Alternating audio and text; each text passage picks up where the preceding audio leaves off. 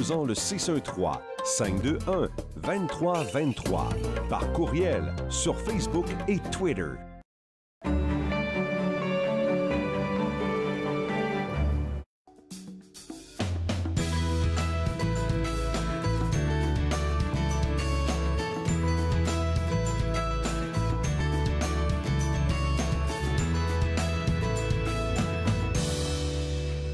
Bonjour et bienvenue à Entre nous, exclusivement sur les ondes de TV Roger. Je suis Claude-Andrea Bonny. Je me ferai le plaisir de passer la prochaine heure avec vous. Je suis maintenant avec la coordonnatrice des camps du MIFO, Guylaine Papin. Bonjour. Bonjour. Fait que tu as couru rapidement pour venir nous donner des informations parce qu'après, tout de suite, tu repars. Hein? Oui, les inscriptions ont commencé. Oui, ça a commencé depuis 2 jours et les inscriptions sont toujours ouvertes. On a encore des places de disponibles, alors il faut faire vite. Il faut faire vite. Et puis, tu me disais tantôt, avant l'entrevue, qu'il y a beaucoup plus de personnes qui commencent à s'inscrire, là, comment je vais dire, en comparaison à l'année passée. Oui, donc si on regarde avec les années d'avant, on a plus d'inscriptions en ce moment qu'on en a déjà eu, mais on a encore beaucoup de places parce qu'on a ouvert plus de places cette année, donc les parents peuvent toujours aller s'inscrire, il n'y a pas de problème. On a plusieurs types de camps. On a les camps des 4 à 5 ans, qui est le camp coup de pouce pour nos tout-petits. On a les camps réguliers, on a des camps d'art plastique, on a des camps de sport, des camps de sciences, on a des camps d'avancement scolaire, qui est de l'aide académique pendant l'été. OK. On a les camps tremplin, qui est pour les 9 à 11 ans. On a les camps oxygène aussi, qui est pour les 12 à 15 ans. Et on a encore des places qui sont disponibles selon les écoles et les semaines qu'on veut avoir. Donc, les âges des enfants, ça part de 4 à... Oui, dans le fond, nos camps sont de 4 jusqu'à 15 ans. Jusqu'à 15 ans. Donc, nos coups de pouce, c'est le 4 et 5 ans. Qu'est-ce qu'ils font, les coups de pouce? Dans le fond, la programmation est adaptée en fonction des âges des enfants. Donc, il y a toutes sortes d'activités selon les journées. Il n'y a jamais une journée qui est pareille d'une journée à l'autre. Et les informations se retrouvent toutes sur notre site Internet parce que chaque camp a une programmation différente et chaque camp a une horaire typique différente. Donc, il faut... ce serait plus simple d'aller sur le site Internet, voir qu'est-ce qu'il y en a pour les différentes horaires typiques. Puis ça prend beaucoup de personnes, hein, comme une équipe incroyable pour gérer tout ça. Oui, oui. Et dans le fond, notre équipe va être là du 25 juin jusqu'au 16 août, qui est les dates de nos camps d'été. Le 25 juin, on a dit 25 juin au 16 août. C'est ça. Puis, quand on a dit les inscriptions, il y a encore de la place, mais arrivé un moment, il va falloir arrêter, je me dis. Selon les places qui vont rester, le système est toujours ouvert, mais selon les places qui sont disponibles. C'est sûr que si à un moment donné, il n'y a plus de place, évidemment, on va mettre notre nom sur la liste d'attente et puis sinon, il faut trouver autre chose. Et puis, les camps, dépendamment des différents groupes d'âge, est-ce qu'il y a des camps qui sont beaucoup plus demandés qu'autre chose parmi les nos camps un peu spécialisés, si on peut dire ça comme ça, sport, arts plastiques et sciences, sont souvent très convoités, mais tous nos camps sont super intéressants pour les enfants. Puis nos animateurs vont travailler en fonction des intérêts des enfants. Donc, on va aller selon le momentum de qu'est-ce qui se passe selon la température et selon l'énergie du groupe. Et les éducateurs, vous en avez en masse actuellement? Ou? Et on en a besoin de beaucoup. On va travailler bientôt à tout ça. Et voilà. Donc, oui, ça prend une grande équipe pour travailler dans toutes nos écoles. Puis vous, qu'est-ce que ça fait combien de temps que vous gérez ça au MIFO? Ça fait à peu près 20 ans. My God. Mais que je suis pas toute en gestion, mais que je travaille dans le cadre des camps d'été. Puis vous, au sortir de ces camps-là, qu'est-ce que vous voulez que les enfants retiennent, en fait? En fait, si les enfants ont du plaisir, sont en sécurité, puis ont aimé leur journée, pour nous, c'est parfait. Un enfant qui veut pas partir le soir, c'est comme le plus beau cadeau qu'on peut avoir dans la journée. Ça veut dire qu'ils ont eu du plaisir, puis ils veulent revenir le lendemain. Est-ce qu'il y a la possibilité que des enfants qui ont des besoins particuliers aussi puissent participer à vos camps? Oui, absolument. Donc, on va regarder une fois les inscriptions rentrées, quels sont les besoins des enfants, qu'est-ce qu'il y en a. On va communiquer avec les parents, puis on va faire tout en notre pouvoir pour pouvoir aider les enfants. Puis on va informer notre équipe et mettre tout ce qu'il faut en branle pour pouvoir aider l'enfant à passer une belle semaine avec nous au camp d'été. Et puis, vous discutez avec les parents d'abord, parce que quand ils vont demander faire l'inscription, est-ce que vous rencontrez les parents pour leur expliquer exactement dans le camp, voilà, qu'est-ce qui va se passer dans le courant de la semaine ou je sais pas? Oui, dans le fond, il y a eu une soirée d'information à la fin février pour parler aux parents, mais la majorité de toutes nos informations sont sur le site Internet, mifo.ca, puis on peut trouver la majorité de toutes les questions. Sinon, on est là pour répondre aux questions des parents. Bien, puisque vous êtes là, je vais profiter pour poser la question. Est-ce qu'il y a des parents qui ont peut-être envie d'envoyer des enfants à vos camps et qui, côté financier, c'est pas, ils n'ont pas le nécessaire, est-ce que vous vous apportez un soutien à ces... Il y a certaines subventions qui sont là de la Ville d'Ottawa, mais c'est tout géré par la Ville. Donc, nous, on va regarder avec la Ville qu'est-ce qu'il y en est. Donc, il faut faire les démarches auprès de la Ville si jamais. D'accord. J'allais poser la question par rapport à comment inscrire son enfant. On a dit qu'on parlait juste sur le site web. Oui. Donc, toutes les inscriptions se font seulement en ligne. Il faut aller sur le mifo.ca sous espace client et soit qu'on a déjà un compte avec nous. Espace client, fait que... Ah, c'est ça, parce qu'on a déjà un compte. C'est où il faut cliquer. Okay. Sinon, sous espace client, on va se créer un compte. C'est d'aller rentrer des informations. C'est rien de très compliqué. Et ensuite, on peut procéder à l'inscription selon les places disponibles. Et si les gens ont besoin d'aide ou quoi que ce soit, notre équipe est là pour les aider. Il n'y a pas de problème. Et après l'inscription, la soirée d'information dont tu me parlais tantôt, c'est quand? Elle a déjà eu lieu. C'était à la fin février. Mais dans le fond, sur le site Internet, maintenant, la majorité des réponses aux questions peuvent être là. Sinon, le parent peut nous téléphoner sans problème. Merci beaucoup. Je ne vais pas te retenir longtemps parce que je sais que tu dois courir pour continuer les inscriptions. Alors, si vous êtes intéressé par rapport au camp au MIFO, n'oubliez pas de visiter le www.mifo.ca. Juste après la pause, Valérie est avec nous et va nous montrer comment ranger nos documents. Regardez entre nous.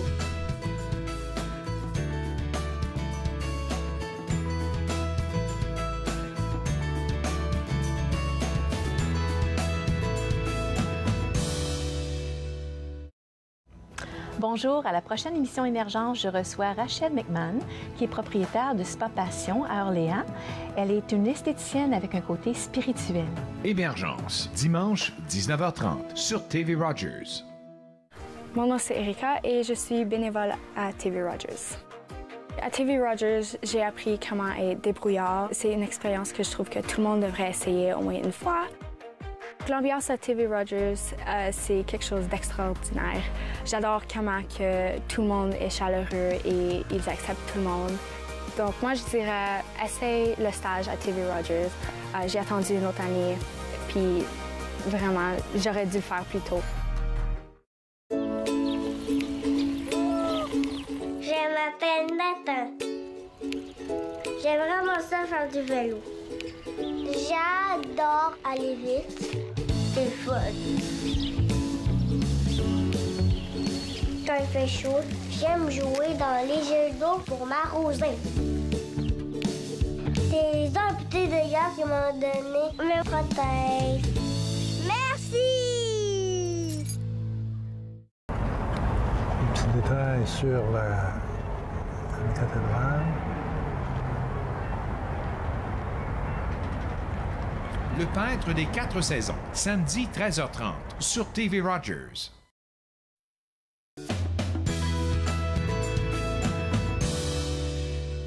De retour à Entre nous, exclusivement sur les ondes de TV Rogers, on est maintenant avec notre spécialiste du désencombrement, Valérie Hillard, et aujourd'hui, on parle de gérer ou ranger ses dossiers. Oui. Comment le faire? Parce que souvent, on arrive chez les gens et il y a une pile de papier sur le coin du comptoir. J'ai l'impression que tu me pointes du doigt, là. Dans la majorité, je dirais 80% des maisons, on voit ça. Okay. Et puis, c'est le premier signe d'encombrement. Si on ne règle pas la pile sur le coin du comptoir, ça va se ramasser sur les tables de salon et sur la table de cuisine. On n'a pas le temps de tout regarder. Il y en a tellement de courriers qu'on reçoit, là. Bien, l'idéal, c'est d'avoir un petit coin pour gérer le courrier. OK. Donc, ce que je suggère, on voit ça souvent dans les bureaux médicaux sur le mur, c'est comme trois... Oui. Trois tranches. Trois tranches qu'on peut mettre des dossiers dedans. Je suggère à chaque maison d'avoir ça. En avoir 4. Okay? Il y en a un, c'est on met le courrier qu'on a besoin de lire. Donc, c'est à lire. À lire. Ensuite, à payer, le deuxième. À classer, le troisième. Et le quatrième, on met un dossier pour chaque membre de la famille. Donc, si je reçois un papier important par rapport à la garde des enfants ou à une activité scolaire qui a lieu telle date, je peux le mettre dans le dossier de l'enfant qui est juste à cet endroit-là. Donc, comme ça, je suis certaine de ne pas l'égarer. D'accord. Ce qui est essentiel d'avoir dans ce petit coin courrier-là, c'est un bac de recyclage et une machine à déchiqueter. Très rapide. Donc, tout le courrier qu'on n'a pas besoin de garder, toutes les circulaires, les publicités, ouais. les choses inutiles, ça s'en va directement dans le bac de recyclage. D'accord. Pas d'hésitation. Directement. Parce que si on le met sur le bas coin du comptoir, ça va juste s'empiler. Oui. Ça va juste s'accumuler. Puis souvent, on se dit, je vais le lire plus tard, ça semble intéressant, mais on le livre presque jamais. Ça, c'est mon histoire, ça. Oui. Et des fois, on reçoit des publicités de banques ou de services comme de câble ou Google, ou qui a certaines de nos informations personnelles à l'entête. Oui, oui. Donc, c'est important de déchirer cette partie-là, la déchiqueter, et le reste de la publicité peut aller au bac de recyclage. D'accord. Et puis, ces bacs-là, quand on les a, parce que tu as dit à lire, il y avait 4 catégories. À lire, oui. à payer, à classer. À classer. Et puis, en 4e, c'est un les pour enfants. chaque membre de la famille. Mais si c'est super important, donc c'est important pour la 4e rangée qu'on le lise aussi. Est-ce que c'est pas préférable de le mettre dans on le met dans le à lire, et okay. quand on l'a lu, là, on le met vers le dossier de l'enfant. OK, je comprends mieux. Alors... Et puis, la partie à classer, à chaque semaine, une fois par semaine, il faut la prendre et la transférer vers un système de classement qu'on est supposé avoir. Je dis bien supposé avoir. C'est pas tout le monde qui a un tiroir de classement ou quelque chose comme ça. Si vous voulez pallier à cette situation-là de façon rapide, chez Bureau en gros ou Staples, il y a des boîtes bleues à classe, qu'on peut mettre des chemises suspendues dedans et se faire un système de classement pour en bas de 20 $. D'accord. Donc, c'est très, très simple et facile de commencer à avoir un système de classement. Parce que certains papiers, on n'a pas le choix, il faut les garder. Oui, c'est vrai. Donc, je suggère pour la majorité des papiers un système de classement comme ça, à l'exception de 2 choses. Tout ce qui a rapport au médical. Donc, techniquement, les résultats d'examen, les rapports d'un spécialiste, tout ce qui a rapport, quel médicament on prend, est-ce qu'on a une diète particulière, est-ce qu'on a des rendez-vous de cédulés. Toutes ces informations-là devraient se trouver dans un cartable. Donc, avoir un cartable par membre de la famille. Les cartables en caoutchouc, là? Oui. Il y en a, OK. Oui, cartable en caoutchouc, c'est parfait. Un cartable par membre de famille. Donc, si on a une urgence, qu'on doit partir à l'hôpital rapidement, on peut prendre ce cartable-là, l'amener avec nous. Parce qu'on sait exactement où est-ce que ça se trouve, le document. Exactement. Donc, à ce moment-là, on est certain que si le médecin pose certaines questions ou s'il y a certaines complications, on a toute l'information nécessaire avec nous, à portée de main. Et puis ça, c'est une bonne idée pour les personnes âgées aussi, parce que dans le fond, s'il y a un malaise, on peut juste prendre... Les personnes âgées, les enfants à besoins particuliers, même tout enfant qu'on fait garder, une gardienne qui vient à la maison, s'il y a une urgence, qu'elle doit aller à l'hôpital avec l'enfant, oui, le parent va venir rejoindre le plus vite possible, mais si elle peut amener le cartable, c'est une bonne source d'information. D'accord. Moi, par exemple, tous mes courriers sont rangés dans un tiroir. Et là, c'est vraiment n'importe quoi. Ça l'ouvre plus? Franchement, il y a comme une pile là et ça... Comment tu penses que je pourrais organiser ça? Peut-être utiliser des petits... Au départ, je pensais à ça, des petits cartons, mais ça a commencé par tomber. Oui. Fait que j'ai tout... C'est pour ça que je dis 4 places qu'on range. OK? D'accord. Et puis, une fois par semaine, on prend et on transfère dans notre boîte à classer. D'accord. La boîte à classer pourrait être le sujet d'une émission complète parce que ça prend différentes catégories. Il y a certaines choses qu'on va garder dans une section finance, par exemple. Ouais. Il y en a d'autres, ça va être par rapport aux propriétés qu'on possède. Est-ce qu'on a des véhicules? Notre carrière? Est-ce qu'on a des assurances? Le style de vie, les biens qu'on a, on peut avoir des factures et des manuels qui vont avec les biens. Okay. Donc, tout ça doit être classé proprement dit. D'accord. Et puis, je pense que c'est pas la seule fois que tu vas nous en parler. Là, tu as une conférence, je pense. Oui, je m'en vais faire une conférence là-dessus cet après-midi, exactement. D'accord. C'est le même sujet, tu as dit, hein? Oui, sur le même sujet. Mais là, je vais aborder plus en profondeur chacune des catégories et comment faire ça et comment bâtir cette boîte-là avec le système de filière, avec des couleurs et tout ça. Mais Patty, tu vas parler avec eux plus en profondeur. Nous, on a eu quelques idées, quelques brides, mais est-ce que le monde peut te contacter pour... Oui. Ouais. La meilleure façon, c'est avec mon site web. OK. C'est Dowell, dowell-ht.com. Et puis, il y a mon courriel qui est disponible à partir de cet endroit-là. Super. Site web. Je te souhaite bonne chance pour la conférence. Merci. Et puis, on se revoit le mois prochain, je pense. Oui. OK. Alors, voilà, maison, si vous êtes intéressé par les services de notre spécialiste du désencombrement, n'oubliez pas de visiter le www.dowell-ht.com. Après la pause, on va parler du mariage et ses effets. Restez connectés parce que c'est un sujet super important. Regardez Entre nous sur les ondes de TV Rogers.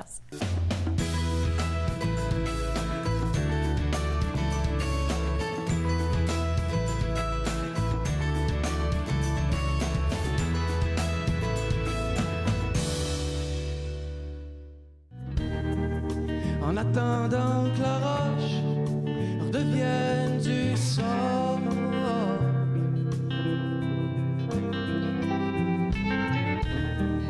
En attendant que les mots redeviennent des oiseaux.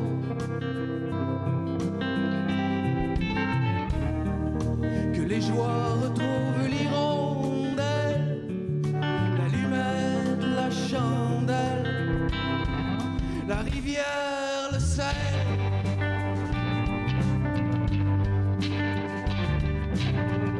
Tu dis de tenir mes promesses, d'être à l'affût de mes faiblesses. Mais je suis comme un chien au bout d'une laisse qui tire dessus pour aller voir.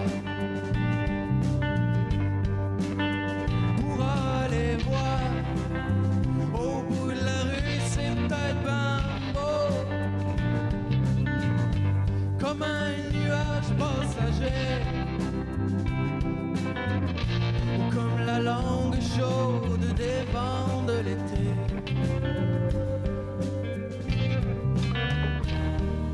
C'est-tu la fin ou le début?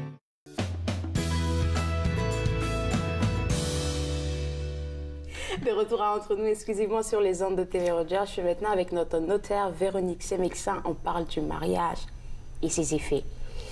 Le mariage. Est-ce que tu pourrais nous définir encore, toi qui as fait du droit, là, qu'est-ce que tu veux définir encore le mariage? Ah bon. Bien, le mariage, c'est de compétence fédérale, donc c'est une loi fédérale qui s'applique à tout le pays, qui vient dire que c'est l'union entre deux personnes. Okay. Puis là, maintenant, le mariage inclut tout le monde. Donc, 2 hommes, 2 femmes, un homme, une femme qui décident de joindre leur vie ensemble et de faire un bout de chemin parce qu'ils s'aiment. À la folie en plus. Mais je ne sais pas si c'est à la folie, mais c'est un contrat. Donc, c'est un contrat. Oui. Puis ça vient avec des conditions, des devoirs, plein d'affaires, hein? Oui, on est supposé faire vie commune quand on se marie. Dadadam. Non, mais ça a l'air d'une belle blague, mais j'en ai encore plusieurs que je vois qui se marient et qui me donnent 2 adresses. Souvent pour des raisons fiscales, mais ça, on ne rentrera pas là-dedans. OK. Wow.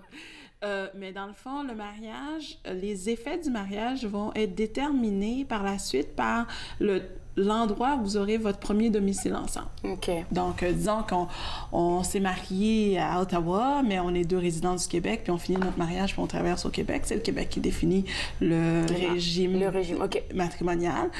Ou, au contraire, on se marie à Gatineau, mais on traverse après ça le pont, puis notre premier domicile ensemble, ça va être Ottawa. Fait que c'est ça qui va déterminer notre domicile, va déterminer quels sont les effets du mariage. Mais il y a quand même des bases dans le mariage.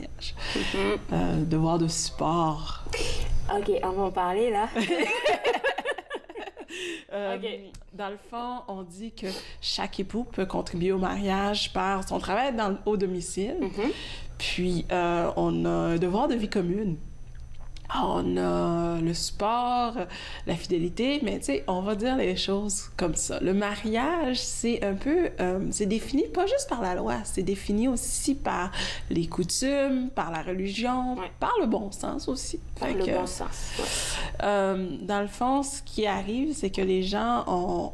Je pense qu'on a oublié un peu c'est quoi. T'sais, on se dit, écoute, on va se marier parce que c'est bon, on va faire un beau party, mais c'est aussi un engagement commun, une décision mutuelle de mise en commun. OK. Donc, mise en commun veut dire un certain niveau de partage. De partage et, on va dire, d'abaissement de soi, là. Un tout petit peu, comme on dit toujours, mais un peu d'eau dans ton vin, là. Ouais. Parce que c'est deux personnes qui viennent de deux backgrounds, on va dire, différents, qui se mettent ensemble.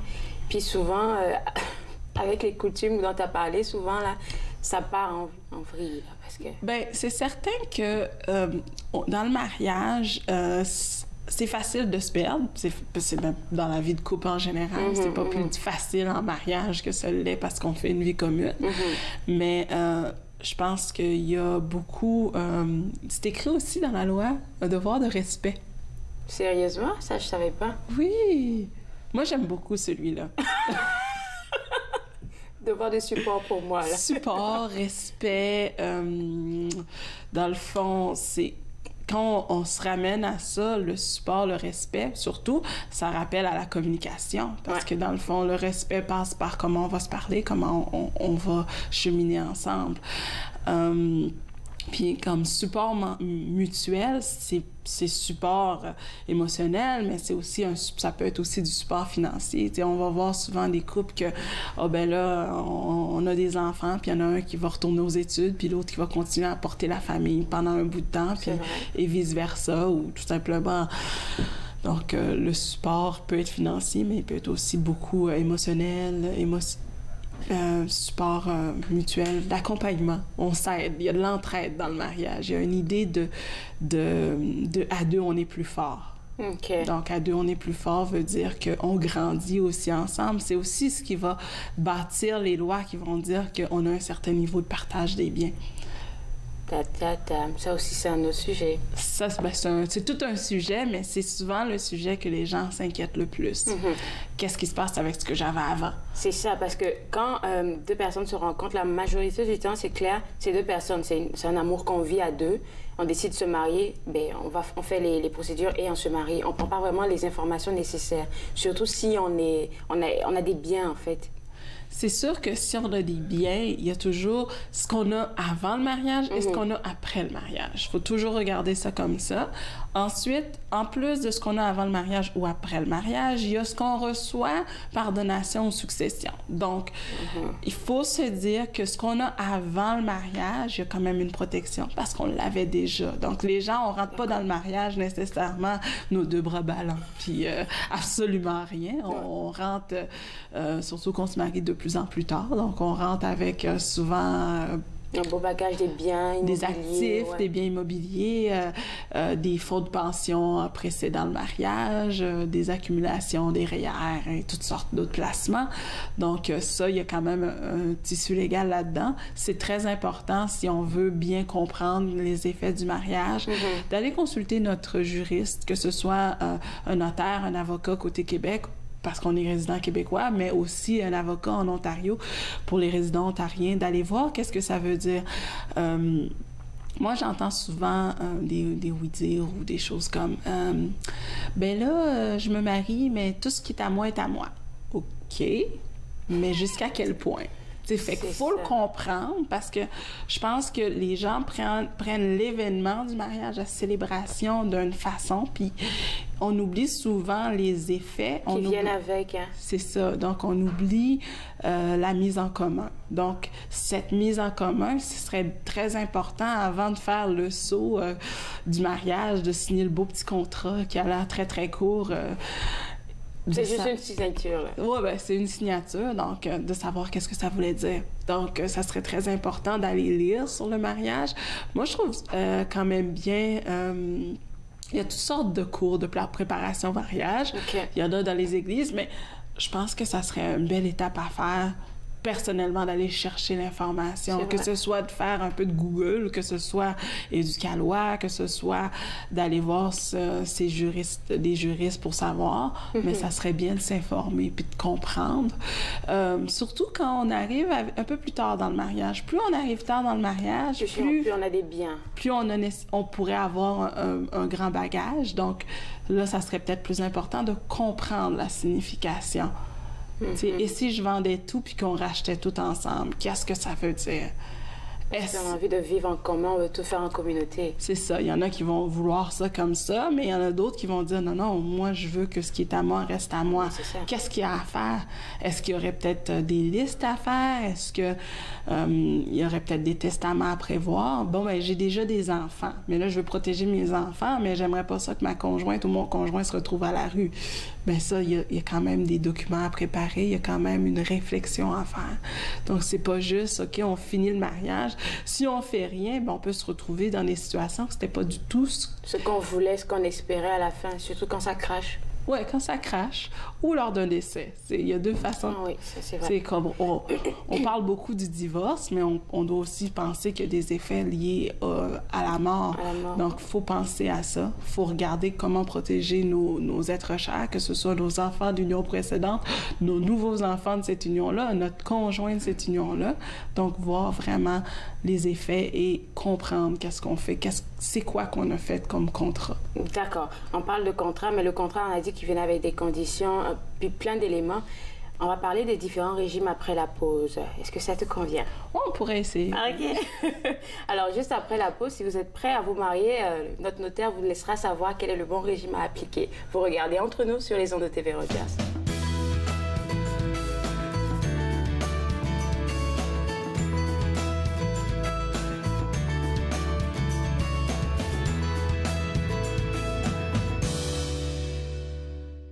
Un soir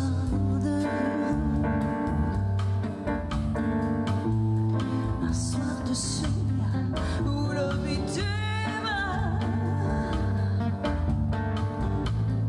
reprend la nuit, une rengaine s'installe, moi je l'entends. C'est elle qui s'agite dans mon sang. Car mes potes du coin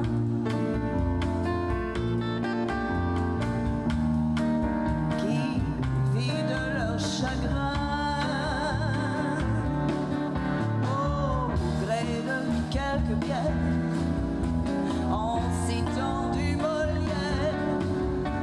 Et moi je me fais mon cinéma, j'improvise, j'aime. Un soir d'écume, quel massacre. Une soir de trêve, dans un couloir, un air qui prend définitivement son temps. C'est elle qui s'agite dans mon...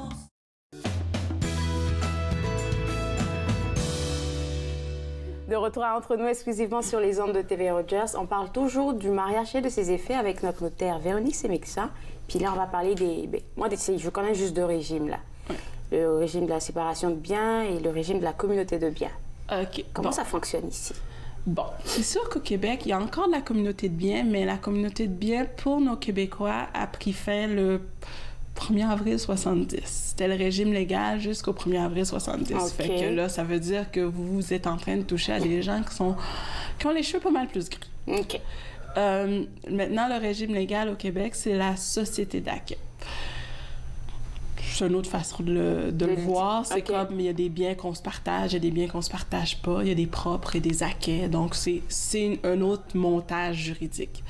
Et il y a effectivement le régime de la séparation de biens. Qu'est-ce que c'est que la séparation de biens? C'est un régime dans lequel on se dit que ce qu'on va acquérir pendant le mariage ou ce qu'on a déjà avant, va être séparé. C'est sûr que pour nos pour les concitoyens vivant au Québec, malgré tous ces choix de régime-là, il y a toujours un effet par-dessus qui s'appelle le patrimoine familial qu'on avait discuté, qui est au-dessus du régime. Qui est inclus par un paquet de biens déjà. Donc, les régimes matrimoniaux, c'est les autres biens qui ne sont pas inclus. OK. Fait que ça peut être plus au niveau de certains types de placements, au niveau de l'investissement immobilier. Donc, quelqu'un qui veut faire beaucoup d'investissements immobiliers va peut-être opter pour ça. Des fois, ils vont opter aussi pour la séparation de biens des gens qui sont en deuxième noce. Parce que, regardez, on arrive à 50 ans, on s'aime, oui, mais... OK, pas mais. On s'aime, oui. Et on a quand même des choses qu'on voudrait comme séparer. Donc là, à ce moment-là, on doit faire des contrats, signer des contrats soit avant le mariage, soit quelque temps après le mariage, qui va dire voici ce qui est à toi, voici ce qui est à moi, et voici ce qu'on partage. Donc ça veut dire que dans le courant du mariage, on peut faire des... On peut changer. Modifications. Oui, on pourrait changer de régime en cours de mariage. Ça prend du temps à faire ça? Bien, ça veut dire qu'on va devoir liquider le régime existant. Donc, on va prendre tous les biens qu'on a à ce moment précis-là. On va faire des calculs, puis on va se séparer les biens. Wow. Fait que c'est possible, tu sais, est-ce que c'est compliqué? C'est des actes légaux. C'est plus... Ça a l'air plus compliqué quand moi je dis, mais c'est vraiment... on va prendre la loi, puis on va regarder qu'est-ce qu'on a qui rentre dans le régime, puis on va les séparer. Et là, à ce moment-là, la personne va pouvoir quitter le régime légal, puis aller dans le régime de la séparation de biens. Quand on parle des régimes communs, c'est sûr qu'au Québec, ça n'existe presque plus parce que c'est des gens plus âgés. Bien, ça existe encore parce qu'on vit quand même très longtemps, mais on doit se reporter à nos étrangers. Donc, ça existe. Nos étrangers, nos immigrants font revivre ces régimes-là parce que ailleurs dans le monde, ça existe encore énormément, la communauté de biens. Qu'est-ce que ça veut dire? Tout ce qui est à toi est à moi. Ça, on n'aime pas beaucoup cette expression-là. OK. On n'aime pas cette expression-là? Pourquoi? Mais souvent, ça crée des histoires dans des couples et j'en ai vu. Sérieusement, ouais. Okay. Ben, malheureusement ou heureusement, je sais pas, en tout cas. Bien, c'est un régime dans lequel on partage tout. Tu sais, oui, il y a des biens réservés, mais il faut aller voir par rapport à chaque loi qu'est-ce que ça veut dire. Les biens réservés, ça va être souvent des biens reçus qu'on avait déjà avant le mariage ou des biens reçus par succession ou mais ça, donation. il faut le montrer, il faut le démontrer, en fait. Oui, il faut prévoir comment, puis ça va être écrit dans les contrats et tout. Mais les régimes matrimoniaux, ils ont des effets, oui, mais il faut toujours se demander c'est pourquoi ils ont des effets. Qu'est-ce que c'était? C'était quoi l'idée de base? Parce que souvent, les gens, ils vont accrocher beaucoup sur l'idée de partage, puis ils vont se choquer. Mon Dieu, j'ai construit mon fonds de pension tout seul. C'est moi qui me suis levée tous les matins pour aller travailler. C'est ça.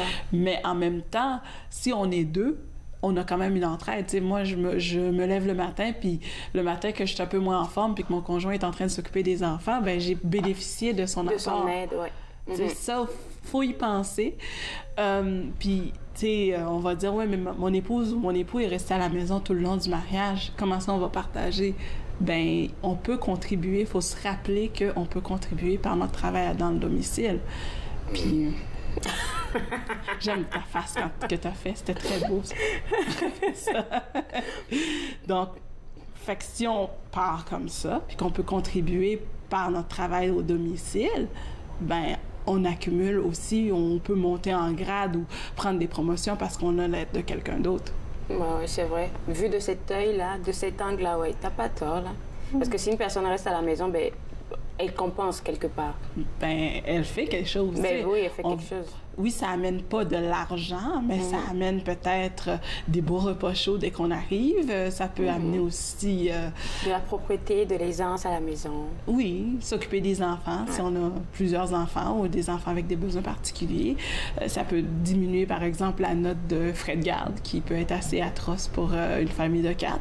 Okay. Donc, pensons à ça. Puis peut-être qu'on va regarder le contrat de mariage ou l'institution du mariage comme une mise en commun, un partage. Mais un partage, pas juste de deniers en argent, mais un partage de temps, un partage en apport, un partage de soi. OK. Et concernant déjà la communauté de biens, je vais repartir sur ça parce que ça, c'est super intéressant. Il y a des familles qui accueillent des parents, par exemple, chez eux. Comment on s'organise avec des biens ou s'il y a des choses à gérer avec eux?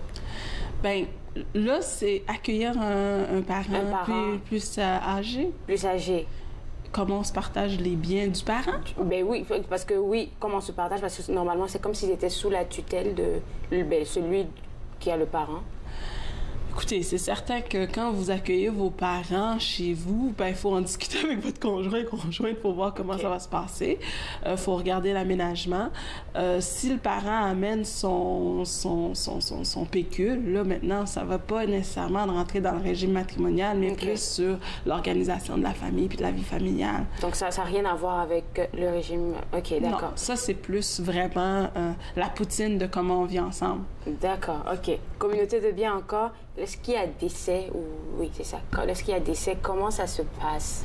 C'est sûr qu'une communauté de biens, pour nous, Québécois, parce que moi, je suis un juriste du Québec, quand on regarde le décès, s'il y a un testament, il y a tout un tissu de règles qu'on a décidé à l'avance. C'est certain que nous, comme je vous ai dit, le mariage, il y a un chapeau par-dessus qui s'appelle le patrimoine familial. Oui. Fait que là, on va régler le patrimoine. Puis c'est le conjoint qui reste, qui a le droit d'accepter ou pas le partage du patrimoine. Après ça, s'il reste des biens, on va rentrer dans la communauté ou la société d'accueil ou la séparation de biens. Mais là, s'il n'y a pas de testament, il faut se rappeler des règles de succession de notre lieu de domicile. Fait que là, il va peut-être avoir des parts qui vont être définies par la loi pour chaque personne. C'est là que des fois, ça fait des accrochages parce que les gens vont se dire, ben j'étais là, puis je me retrouve avec une toute petite part copropriétaire. Presque rien, en fait, parce que... Une toute petite part, oui. Ou copropriétaire avec les enfants. Si c'est des enfants d'autres unions, ça ajoute toujours un niveau de difficulté. Tu sais, je vous dirais que la plupart la complexification de nos familles rend les règlements de succession beaucoup plus difficile. Beaucoup plus... pas difficile, mais moi, je vois ça comme une bouteille de champagne. Ça fait plus beau, non? Il y a plus d'explosions parce que c'était un pop.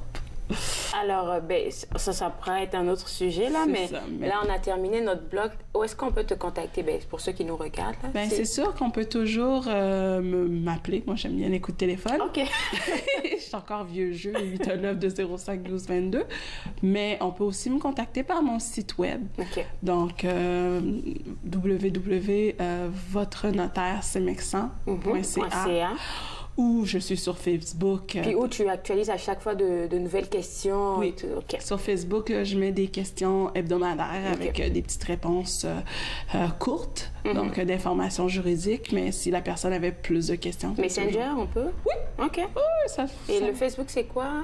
Là, on m'a appris qu'il y a un A commercial, notaire Véronique Semexan. D'accord. Fait qu'on pourrait aller regarder. Je pense que ce serait mieux le site web comme ça, au moins après. Ouais. Ils pourront voir où est-ce que tu joins. Merci beaucoup, Véronique. Merci. Passe une excellente fin de journée, puis il n'y a pas trop peur du mariage. Non, du tout. Je pense que non, j'ai plus peur, là. Alors, vous avez eu des informations avec nous, mais si vous en voulez plus, n'oubliez pas de visiter le www.votrenotaire-semexan.ca pour avoir plus d'informations avec elle. Après la pause, notre canalisatrice Marie-Pierre a avec nous. On va parler de nettoyer son énergie. Vous regardez Entre nous sur les ondes de TV Rogers.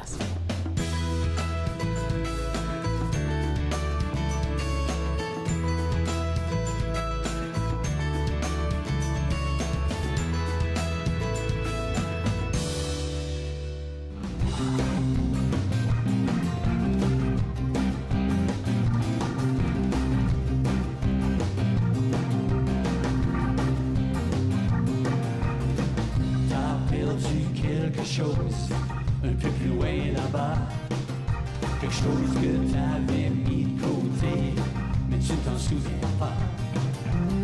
Tu prends plus le temps de me parler, tu ne me vois même plus. Faut dire que je m'en attendais, le dessus prend le dessus. Tiens fort, perds pas le goût de l'amour. Laisse pas tomber ce qui t'appartient pour toujours. Laisse-toi pas aller, perds pas le goût d'aimer.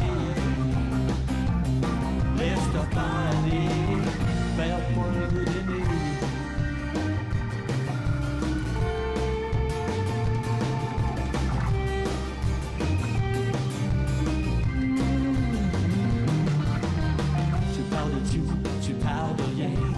personne qui te comprend. Les mots résonnent dans le fond de ton cœur, c'est moi qui le ressens. T'as plus de couleur dans tes yeux, tu vis en noir et blanc. Dans un autre monde, sur une autre planète, dans un autre temps.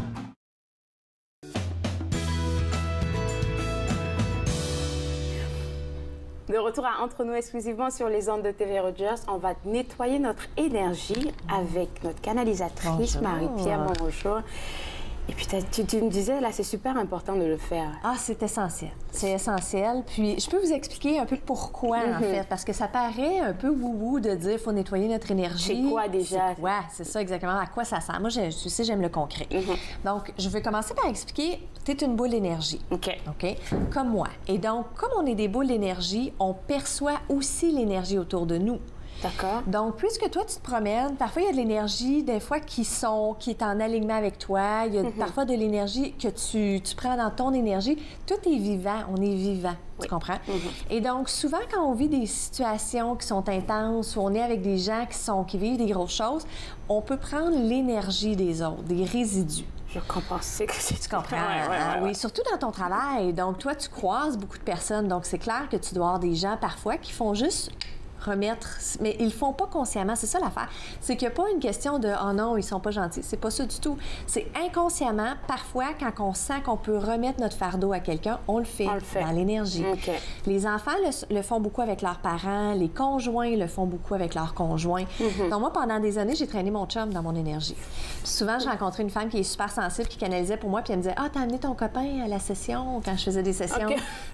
Parce que je me promenais avec lui, puis c'était pas lui, c'était moi qui prenais. Parce que c'est l'autre affaire, c'est dans notre désir de sauver, souvent, on prend la responsabilité de l'autre. Exactement, la douleur, la peine, puis dans les conflits, on prend une partie du conflit. Donc, c'est pour ça que c'est difficile de savoir toujours qu'est-ce qu'on porte en soi. Et quand on va dans notre tête, là, on est trop rigide. Qu'est-ce que j'ai pris? C'est pas important de savoir ce qu'on a pris. Il faut aller avec comment on se sent. Si on sent lourd, si on a des grosses émotions, si on sent qu'on est toujours dans la même situation, il y a des situations récurrentes puis on n'est pas capable d'en sortir. Donc, il y a des nettoyages énergétiques qui sont nécessaires. D'accord. Oui. Alors, avant même ça, tu parles de moments présents, de l'énergie qu'on peut partager avec d'autres personnes, mais ça peut partir de loin, ce qu'on trimballe. Exactement. Ça peut partir de loin parce que souvent, quand je travaille, comme cette semaine, je canalise en session, et une de mes sessions hier, c'était quand elle avait 3 ans. À 3 ans, ses parents ont vécu un conflit.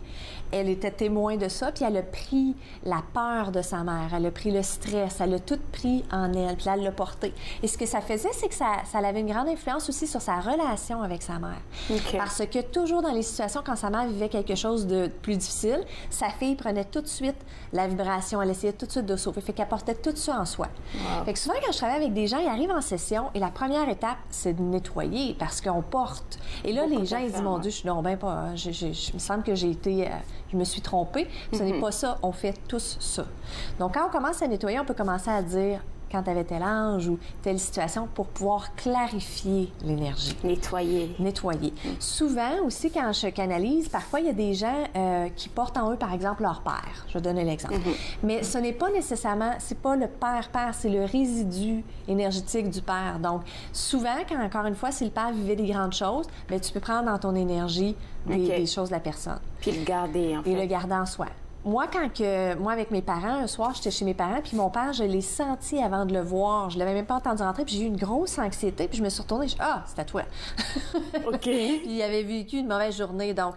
En le sachant, j'étais capable de faire la part des choses entre qu'est-ce qui est à moi, qu'est-ce qui est à lui, et là, je pouvais apprendre à le nettoyer. Mon Dieu, comment tu arrives à ce stade-là? Bien, ça prend de la méditation. Mais là, je ne vais pas tout de suite aller dans les outils parce que là, tu vas me perdre. Là, ça m'intéresse pas. D'accord. Donc, mais la première chose, c'est l'observation. Donc, quand on commence à observer comment on s'est senti dans une situation, si on revoit toujours les mêmes scénarios, si on est pris, comme je te dis, dans des situations récurrentes, bien là, c'est parce qu'il y a un nettoyage à se faire. D'accord. Quand on est complètement en alignement, quand il n'y a rien dans notre énergie, notre vibration est très élevée, c'est facile, on est clair, on suit notre intuition, on est dans le plaisir.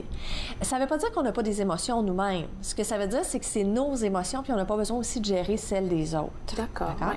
Souvent, quand ça fait des années qu'on accumule les émotions des autres, les gens, là, ils ont des couches et des couches. C'est comme une pleure d'oignon. Et il y a des gens qui sont plus sensibles que d'autres. Et donc, il y a un super bon livre qui s'appelle « Hyper empathique, moi », qui est extraordinaire et c'est pour les gens qui ressentent tout, ils sont hyper empathiques, ils ressentent les émotions et ils prennent tout. Et donc, je le recommande souvent aux gens qui ressentent tout parce que ça l'aide énormément au nettoyage. D'accord. Ça, c'est en français, hyper empathique. Il est en français, mais il a été écrit par une psychiatre aux États-Unis, qui est très, très bon. D'accord. Donc, veux-tu comprendre pourquoi c'est important de se nettoyer? D'accord. Donc, il y a 3 éléments les plus importants, parce que j'aime ça quand... OK. Donc, le premier, c'est la santé. C'est vrai, en plus. C'est bon. C'est bon. Tu t'exprimes là mieux. Donc, la santé. Donc, j'ai beaucoup de gens qui vivent des problèmes de santé et il y a beaucoup de gens que ce n'est pas à eux ce qu'ils portent en eux et donc leur corps a une accumulation. Wow. Exactement. Donc, quand on commence à nettoyer, par exemple, l'anxiété d'un membre de la famille, bien, la personne n'a pas besoin de porter en elle ça. Moi, quand j'ai commencé à me nettoyer, c'était inconfortable parce que je devais être dans mon corps pour prendre conscience de ce que je portais. Donc, je devais faire face. Fait que, tu sais, j'ai eu un cancer et donc, j'ai appris à travers le cancer, mais surtout après, c'est très difficile de guérir si on n'est pas présent dans notre expérience humaine. Parce qu'il y a de l'information à travers la maladie et parfois, ce que c'est l'information, c'est que tu portes en toi des choses qui ne sont pas à toi. Tu portes des émotions des autres, tu portes des conflits, tu portes des peurs, tu portes de l'anxiété. Et donc, c'est important de se nettoyer pour pouvoir voir clairement ce dont notre corps a besoin. Parce que quand on commence à se nettoyer, on peut connecter avec notre corps et dire, OK, qu'est-ce que j'ai besoin pour guérir? Puis si on a tellement d'accumulation, mais le corps, c'est difficile pour lui, pour nous, de connecter avec la subtilité du message. D'accord. Ça, c'est le premier point. Pourquoi? La santé. La santé. Après la pause, on va continuer avec les deux autres points. OK. Donc, juste après la pause, on va continuer avec les 2 points importants pour pourquoi se nettoyer notre énergie. Vous regardez Entre nous sur les ondes de TV Rogers.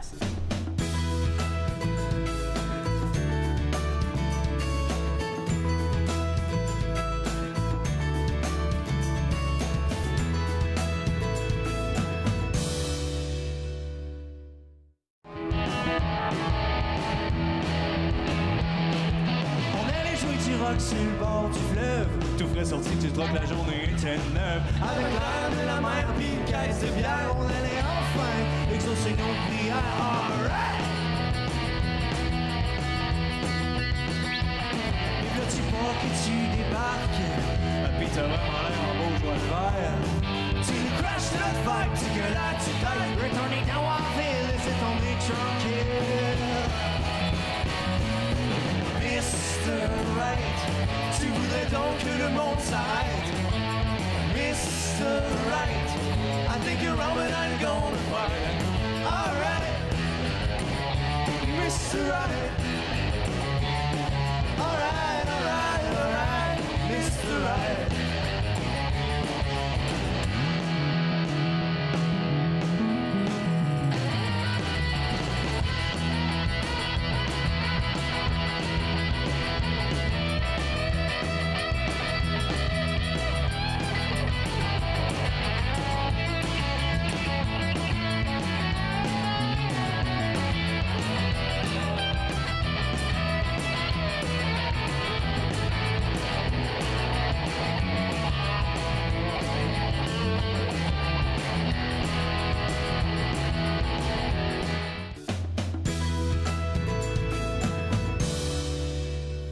De retour à Entre nous, exclusivement sur les ondes de TV Rogers, on parle toujours de comment nettoyer notre énergie. Tu as dit que c'était important, déjà, pour notre propre santé. Oui. Puis, en second lieu, pourquoi c'est important? Le deuxième élément, c'est la création. Donc, j'ai déjà parlé de création à l'émission. Comment on fait pour créer notre réalité? Comment aussi on fait pour attirer dans notre vie ce qu'on veut attirer? Et donc, si on porte en soi des idéologies de « on est né pour un petit pain »,« il n'y en aura pas de facile », toutes les idéologies de nos parents, de la société, et qu'on le porte énergétiquement dans notre vibration, ça va être super difficile pour rester dans une vibration élevée puis de marteler la vibration de ce qu'on veut créer. Vrai. Tu comprends? Ouais. Et donc, quand on commence à marteler une vibration, il y a du nettoyage qui se fait. Parce que notre réaction, c'est de dire non, non, non, non, moi, je le mérite pas ou je me suis fait enseigner. Ça, c'est à nettoyer. Donc, quand tu commences à te décourager, mettons que tu as un super beau projet, là, tu commences à te décourager, tu te dis, je suis pas à la hauteur ou ça marchera pas ou il y a plein de monde qui le font déjà, je suis qui, moi, pour le faire? Ouais. Commence à regarder, est-ce que c'est vraiment à moi, ça? Qui parle. Qui parle, ou est-ce que c'est des idéologies de ma famille ou de la société, ou est-ce que c'est mon ego qui me parle? Parce que quand on est en alignement avec un projet puis on est excité, il n'y en a pas de nettoyage à faire. C'est super pur. C'est quand on connecte avec nos peurs, avec nos doutes, avec les idéologies, mais là, c'est là que ça nous ralentit. C'est pour ça qu'il faut en prendre conscience pour pouvoir les nettoyer. Ça, c'est le deuxième élément. D'accord. Puis je vous dis, si vous commencez à créer consciemment, là, vous allez commencer à vous nettoyer parce que vos peurs vont remonter à la surface. Fait que c'est juste les accueillir. Toujours, toujours. C'est juste les accueillir. D'accord? Le troisième, c'est la connexion. Donc, moi, j'aime ça connecter. J'aime l'intuition, j'aime connecter avec les guides. Vous n'avez pas besoin de partir en connexion avec vos guides si ça ne vous intéresse pas. Faites ce qui résonne avec vous, d'accord? Mais c'est très difficile d'écouter notre intuition si on a l'énergie de sa grand-maman, de son père, de son voisin. Donc, vous devez être un canal clair. Votre énergie doit être claire pour que ce soit juste votre vibration qui vous parle. C'est subtil, l'intuition. Donc, c'est pour ça qu'en méditation, on peut nettoyer pour pouvoir connecter avec l'intuition plus facilement. D'accord. Donc, il faut vraiment faire le nettoyage et puis ça nous apporte de la santé. Oui. On balaie toutes les anciennes idéologies. Oui. Puis là, on peut connecter purement. Là, exactement. Et créer plus facilement. D'accord. Oui. Donc, avant que j'oublie, ayez pas peur de vous nettoyer, OK? Puis, quand je parle d'accumulation, il y a des gens parfois qui ont peur. Ça veut-tu dire que j'ai des entités négatives collées sur moi? Ayez pas peur, parce que quand vous êtes dans votre aliment, dans le plaisir, ce qui est lourd dans votre vibration, que ce soit à quelqu'un ou que ce soit des vibrations auto, vous décidez qu'est-ce qui entre dans votre énergie. C'est vous qui avez le pouvoir. Donc, ayez pas peur de faire le nettoyage. Tu dis toujours de faire face à ce qu'on ressent, pas le reflet. Mais avec compassion, parce que j'ai des gens qui me disent « Hey, là, c'est comme trop difficile. Va avec compassion. Tu fais ce que tu peux, puis après ça, tu vas faire un autre petit bout de chemin quand tu peux. » D'accord? Une chose à la fois. Exactement. Donc, comment on nettoie notre énergie? Ça, j'ai hâte. Oui. Comment on nettoie? Donc, évidemment, la méditation. Mais moi, j'aime presque pas le mot méditation. Je trouve qu'il y a trop de jugement dans cette... Oui, assis en lotus en arrière de la plante, de préférence. Donc, on tasse ça, puis on va appeler ça le recentrement. D'accord. Et juste présence en soi. Donc, on s'assoit sur une chaise, 5 minutes minimum, et on inspire puis on expire. Et là, ce qui va arriver, c'est quand vous commencez à vous arrêter, le petit hamster qui roule, vous allez commencer à ressentir votre corps. Premièrement, vous allez avoir un moment de panique parce que vous êtes habitué d'être dans le contrôle. Oui. Je m'inclus là-dedans. Et donc, la première étape, c'est de persévérer. La méditation, le recentrement, donnez-vous au moins 2-3 semaines. Le faire à tous les jours, un minimum de 15 minutes. OK? Et là, vous inspirez, vous expirez. Et là, il y a des émotions qui vont remonter à la surface. Ça se peut que vous vous rappelez de votre chicane avec votre belle-sœur d'il y a 5 ans. Respirez dedans parce que c'est un nettoyage qui est en train de se faire. Facilement comme ça. Oui, respirez. Puis même si c'est difficile, persévérer. Parce que ce qui arrive, moi, j'avais beaucoup de difficultés à faire face à mes émotions. Mais là, maintenant, je les accueille. Je ne suis plus dans le jugement. Je n'essaie pas de les justifier. Je ne suis pas en train de nourrir la conversation que j'ai eue avec la belle-sœur. Je l'observe. Ça m'a fait sentir comme ça. J'inspire, j'expire. Et là, ce qui arrive aussi, c'est que quand on commence à se nettoyer, il y a beaucoup de choses qui se mettent à sortir. Vous n'êtes pas en train de perdre le cap. Là, vous êtes en train de nettoyer des choses. Parce que les gens, ils disent souvent, « Mais si je mets un bouchon dessus, je n'ai pas besoin de gérer ça. » La vibration de l'émotion que vous portez dans votre énergie va toujours être là et elle va toujours avoir un impact sur votre vibration. C'est pour ça que vous devez vous nettoyer. C'est essentiel.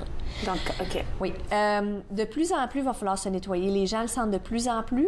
Il y a un chiffre vibrationnel en ce moment, la vibration, elle augmente et donc les gens ne peuvent plus ignorer leur lourdeur. Il faut les nettoyer. Je ne suis pas en train d'annoncer que la fin du monde s'en vient. C'est pas ça du tout. C'est juste, c'est de plus en plus nécessaire. Donc, respirez dans les émotions, dans les sensations. Si vous avez mal au poignet, par exemple, vous inspirez, expirez dans la sensation. Il y a de l'information, là. Il y a un nettoyage à se faire. Respirez là-dedans, dans la douleur, dans les sensations. Et dans les émotions. Le plein air. Je ne sais pas si tu as été dehors, toi, cet hiver. Moi, je passais des journées en dedans. Dans l'hiver? à l'intérieur. Ah, OK. Oui, moi, je n'allais pas dehors. OK. Oui. Oui, mais oui, c'est tout le monde. Non, il y a du monde qui aime l'hiver. Non.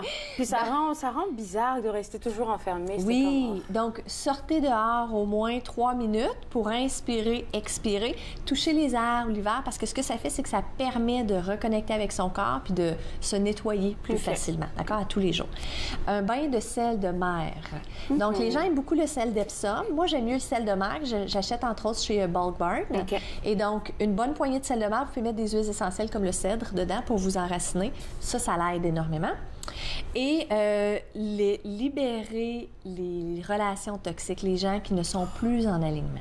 Parce que vous avez beau vous nettoyer, quand vous êtes toujours dans des situations, c'est ça. Il y a une super belle citation qui dit « Quand on est dans la situation qui nous a rendu malades, c'est difficile de guérir. » Donc, ça ne veut pas dire qu'il faut partir à tout prix, mais petit à petit, plus vous vous nettoyez, plus vous augmentez votre vibration, plus vous allez vouloir laisser des gens aller, et c'est correct. D'accord. D'accord? Est-ce qu'on a le temps de parler du nettoyage de maison? Oui. OK, parfait. Donc, dans votre maison, c'est censé être votre sanctuaire.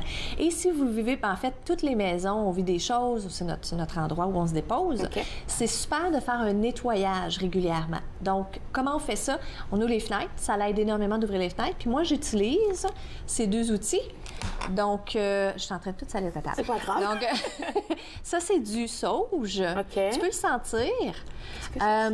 Moi, j'aime moins l'odeur du sauge. Personnellement, je trouve que ça sent vraiment fort. Et comme l'encens de l'église. Et ça sent un petit peu la marijuana quand tu ne fais brûler. Faites pas brûler ça avant que vos parents arrivent, parce que ça sent un petit peu fort. Donc, moi, j'aime mieux le Palo Santo. Donc, c'est beaucoup plus doux. Ça s'appelle du bois sacré. Vous l'allumez. Donc, oui, c'est ça, je devrais mentionner. On l'allume, on laisse brûler un petit peu, puis après ça, on souffle pour que la fumée continue. Et là, on se place dans la pièce. À chaque coin, on peut prendre une plume ou juste notre main.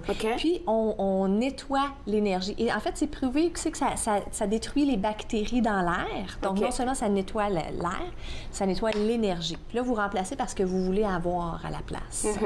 Donc, vous shiftez la vibration dans votre maison. Il y a aussi du liquide sauge. Et donc, il y a beaucoup de gens qui les utilisent dans les hôpitaux. Quand eux, dans leur communauté, ils l'utilisent. Donc, pour les gens malades. Il reste 20 secondes avant la pause, mais on peut aller. Oui, c'est ça. Donc, le spray, est-ce que tu as dit sauge? Le sauge, c'est du sauge, mais en spray. Ça sent moins fort. Parfois, il y a de l'eucalyptus dedans, puis ça l'aide aussi. D'accord. J'ai une question super importante pour toi, là. Et après la pause, je vais lui poser une question qui vous concerne, vous aussi. Restez connectés, vous regardez Entre nous sur les ondes de TV Rogers.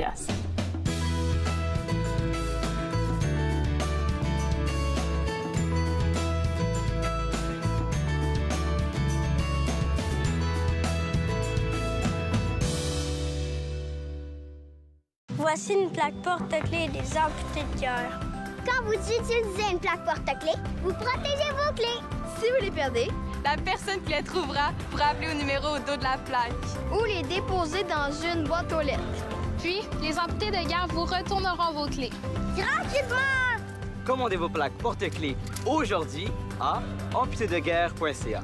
Et améliorer la vie des personnes amputées comme moi. Merci! À la prochaine émission, je rencontre Jean-Guy Leclerc, un père de famille qui a survécu à 2 arrêts cardiaques. Alors, suivez-moi. Suivez-moi, jeudi 20h, sur TV Rogers.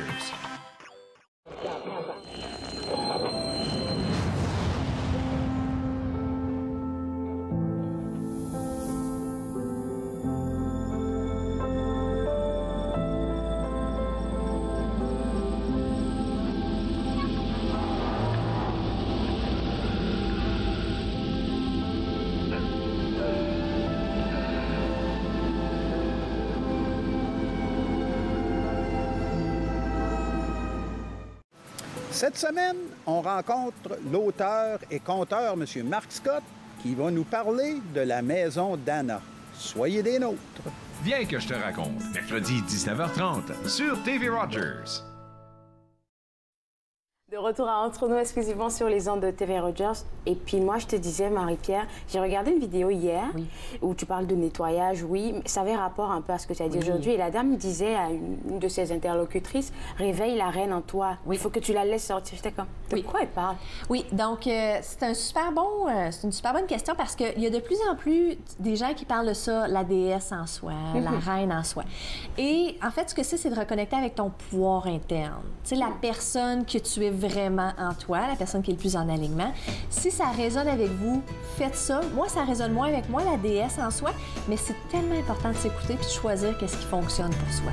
D'accord. Puis là, tu nous as parlé d'un sujet super intéressant, mais tu parles de plein d'autres sujets sur ton Facebook et ton Instagram. Instagram, les mercredis à midi et demi et vendredi, Facebook à midi et demi, je suis en direct. OK. Aujourd'hui, il y a un direct, hein, mercredi? Il y a un direct à midi et demi aujourd'hui. Et puis, on parle de quoi aujourd'hui? Je sais pas si les guides, ils me le disent 10 minutes avant.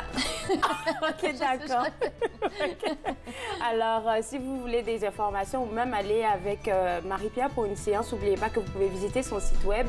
Et puis, moi, je me suis fait le plaisir de passer cette heure avec vous. Demain, à l'émission, on va parler de plein de choses. Laissez-moi regarder tout de suite de quoi on parle. On va parler des éditions L'Interligne qui vont nous apporter un poète, Gilles Latour, qui va nous parler des activités francophones. On se voit demain. Au revoir.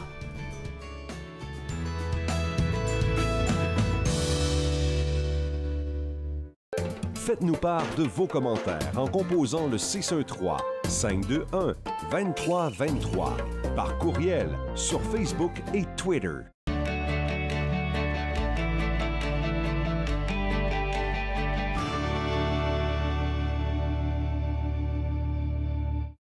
Bonjour, je suis Dustin Jihu, je suis un bénévole pour TV Rogers. TV Rogers m'avait appris à vraiment être meilleur personne d'équipe, puis aussi de me dégénérer un petit peu parce que j'avais du trouble avant avec des personnes, mais maintenant c'est plus comme, je suis plus confortable juste être avec des personnes. Quand j'ai commencé le semestre, j'ai pris des bons amis, puis c'est facile de faire des amis quand vous travaillez ensemble, puis vous allez pour la même chose.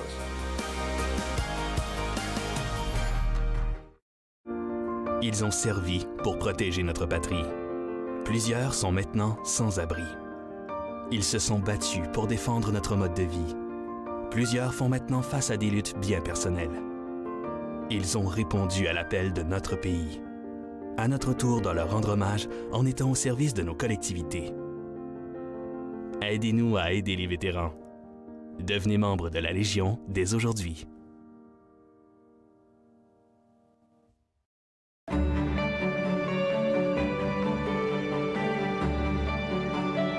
Vous regardez TV Rogers, Ottawa.